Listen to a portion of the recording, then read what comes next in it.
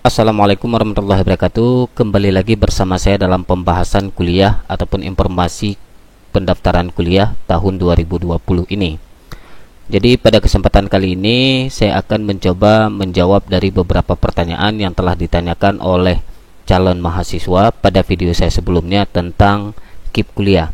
Jadi sebelum saya menjawab beberapa pertanyaan yang telah ditanyakan, bagi kalian yang belum subscribe di channel saya ini, mohon dibantu subscribe, karena dengan subscribe kalian itu akan memotivasikan saya dalam membuat informasi-informasi berikutnya, khususnya untuk pendaftaran kuliah.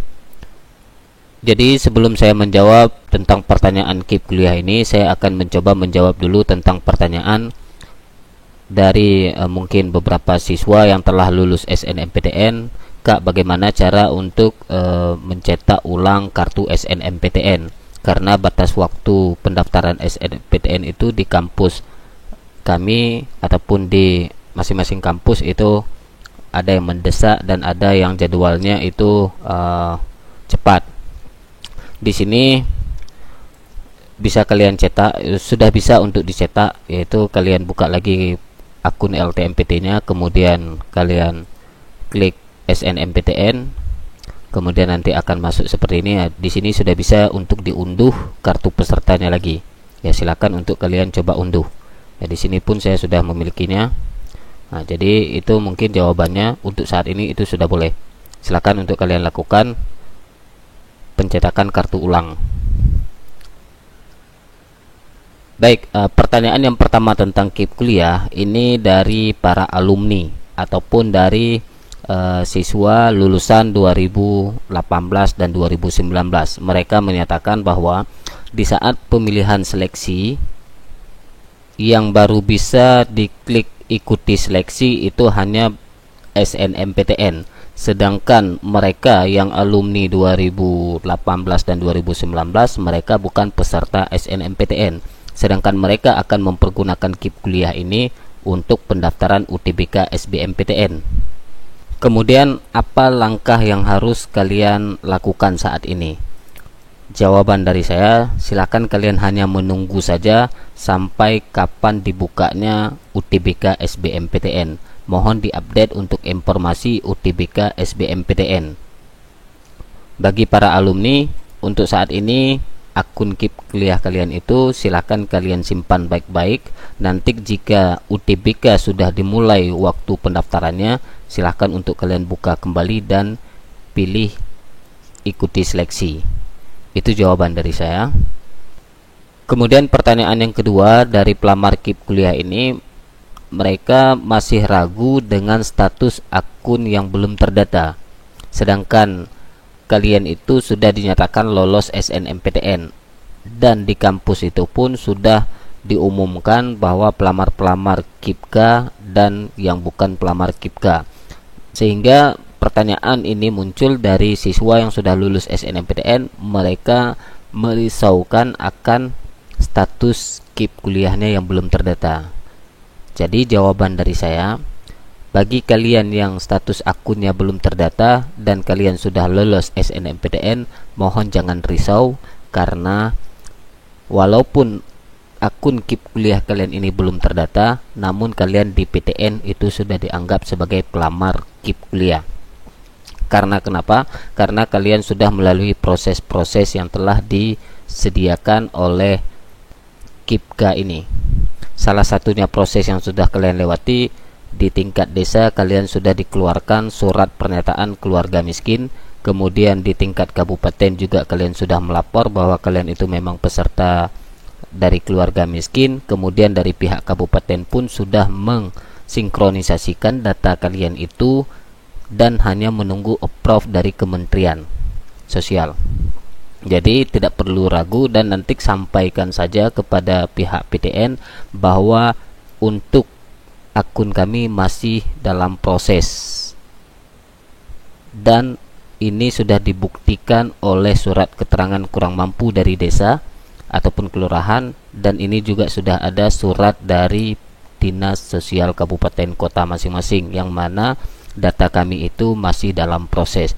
Biasanya dari laporan operator tingkat kabupaten kepada saya itu mereka menyatakan bahwa data itu akan di-approve oleh pihak kementerian 3 ataupun 4 bulan setelah disinkron saat ini. Jadi kalian hanya menunggu saja dan tidak perlu takut dengan akun yang belum terdata yang seperti ini. Baik, kemudian ke pertanyaan yang ketiga, yaitu tentang prestasi. Karena ada beberapa siswa yang di saat membuka KIP kuliah ini data prestasinya tidak bisa diisi. Untuk pemberitahuan saja bahwa untuk data pengisian prestasi ini untuk saat ini memang dalam masa perbaikan, jadi tidak ataupun belum bisa untuk diakses. Jadi untuk kalian silahkan ditunggu saja sampai nanti waktunya bisa untuk diisi kembali data prestasinya. Kemudian bagi kalian yang memiliki prestasi yaitu berupa sertifikat praktik, mungkin ini banyak yang dimiliki oleh para siswa dari SMK. Bagaimana cara mengisinya? Sedangkan di sertifikat tersebut tidak menyatakan juara. Baik, untuk caranya silakan nanti kalian tambah prestasi. Kemudian ada pilihan di pencapaian, ya, tinggal kalian pilih yang ini saja, honorable mention ataupun lainnya. Boleh kalian pilih lainnya dan boleh juga kalian pilih yang honorable mention ini. Kemudian pertanyaan yang keempat tentang seleksi KIP kuliah. Apakah seleksi KIP kuliah ini hanya diperuntukkan untuk seleksi LTMPT saja ataupun seleksi politeknik saja ataupun seleksi mandiri saja? Jawaban dari saya iya. Dan bagaimana kalau kami ingin mendaftar melalui jalur SPAN PTKIN dan UM PTKIN? Jawaban dari saya untuk dua jalur tersebut ataupun dari kampus agama Islam, untuk saat ini boleh kalian tidak mengisi di portal KIPKA, kecuali apabila di kampus UIN ataupun IAIN di daerah kalian itu mereka ataupun kampus mereka itu masuk melalui jalur LTMPT, yaitu ada senam PTN, mereka dibuka jalur senam PTN, kemudian ada SBMPTN, ya silakan untuk kalian mengisinya. Namun apabila kampus tersebut tidak memperuntukkan jalur senam PTN dan UTBK, maka kalian tidak perlu untuk mendaftar di portal KIP kuliah ini. Namun bagaimana juga cara kami bisa mendapatkan beasiswa KIP kuliah ini? Sama dengan kampus-kampus yang sudah bekerja sama dengan LTMPT. Biasanya di kampus UIN ataupun STAIN mereka ada jalur khusus ataupun ada mekanisme tersendiri dalam pendaftaran ataupun beasiswa KIP kuliah ini bagi mahasiswa baru ataupun mahasiswa mereka. Jadi ada mekanisme tersendiri di kampus tersebut. Cuma tidak sama seperti kampus-kampus yang bekerja sama dengan pihak LTMPT. Ya, itu jawaban dari pertanyaan tentang SPAN PTKIN dan UM PTKIN dalam pendaftaran KIP kuliah ini. Kemudian pertanyaan yang kelima di biodata. Di sini di saat kita mau mengubah biodata, ada yang bertanya bagaimana cara mengisi nomor kartu pendaftaran KIP, kemudian nomor kartu keluarga sejahtera KKS. Sebenarnya di sini itu yang mengisi hanya pihak sekolah melalui aplikasi Dapodik. Bagi yang siswa sekolah SMA dan SMK, itu hanya bisa diisi melalui aplikasi Dapodik sekolah.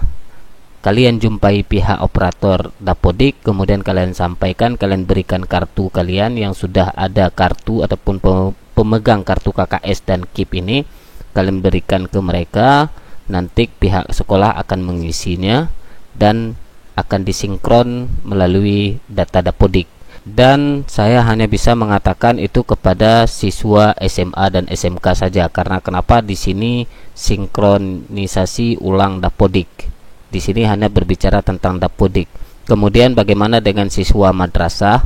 Untuk siswa madrasah, saya belum berani mengatakan ini datanya dari EMIS karena di sini tidak dibuat sinkronisasi ulang Dapodik ataupun emis. Ini di sini tidak diterakan. Yang baru diterakan yaitu hanya ulang dapodik, sinkronisasi ulang dapodik.